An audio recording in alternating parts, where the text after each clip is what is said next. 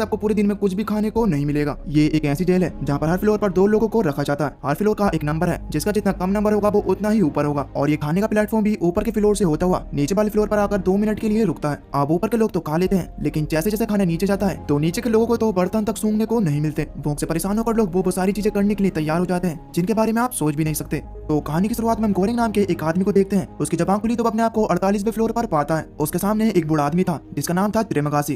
गोरेंग उससे पूछता है कि आखिर ये होल कैसा है। तो अब त्रिमगासी उसे बताता है कि यहाँ से खाना आएगा, जो ऊपर वाले छोड़ देंगे हमें वही खाने को मिलेगा और फिर बचा हुआ खाना नीचे जाएगा। त्रिमगासी यहाँ गोरेंग को बताता है कि मैं यहाँ कई महीनों से हूँ, हमें इस फ्लोर पर 1 महीना बिताना है। 1 महीने बाद हम लोग रैंडमली किसी दूसरे फ्लोर पर होंगे, लेकिन पता नहीं कि वो ऊपर का होगा या फिर नीचे का। खैर अब तभी खाने का प्लेटफॉर्म नीचे आता है। उसे देखकर त्रिमगासी पागलों की तरह उसे खाने लगा जैसे कि वो कोई फूड ब्लॉगर हो। गोरेंग कहता है कि ये तो सभी का झूठा खाना है। त्रिमगासी कहता है कि हाँ, लेकिन फिर भी ठीक है। गोरेंग उसमें से कुछ खाना तो नहीं खाता, लेकिन उसमें से एक सेब अपने पास रख लेता है बाद में खाने के लिए। यहाँ से प्लेटफॉर्म जैसे ही नीचे जाता है तो त्रिमगासी उस पर थूक देता है। गोरेंग उसे कहता है कि ये तुम क्या कर रहे हो, अगर ऊपर वाले सभी लोग भी ऐसा ही करने लगे तो। त्रिमगासी कहता है कि यहाँ पर सभी लोग ऐसा ही करते हैं। आप तभी गोरेंग नोटिस करता है कि यहाँ का तापमान बहुत ही तेजी के साथ बढ़ रहा है। त्रिमगासी उसे बताता है कि तुमने जो अपने पास सेब रखा है ये सब उसी की वजह से हो रहा है। खाने की कोई चीज तब तक ही हमारी है जब तक वो प्लेटफॉर्म हमारे फ्लोर पर है, उसके बाद हम कुछ भी चीज अपने पास नहीं रख सकते। अगर तुमने वो सेब जल्दी से नीचे नहीं फेंका तो ये तापमान हमारे मरने तक बढ़ता ही रहेगा। तब गोरेंग जल्दी से सेब को नीचे फेंक देता है और तापमान भी एकदम नॉर्मल हो गया। खैर अब इसके बाद हमें कुछ वक्त पहले का सीन दिखाया जाता है जहाँ गोरेंग के यहाँ आने से पहले उसका इंटरव्यू लिया जा रहा था। गोरेंग से कहा जाता है कि तुम यहाँ पर अपनी मर्जी से ही जा रहे हो और यहाँ एक बार जाने के बाद तुम पूरे 6 महीने के बाद ही बाहर आओगे।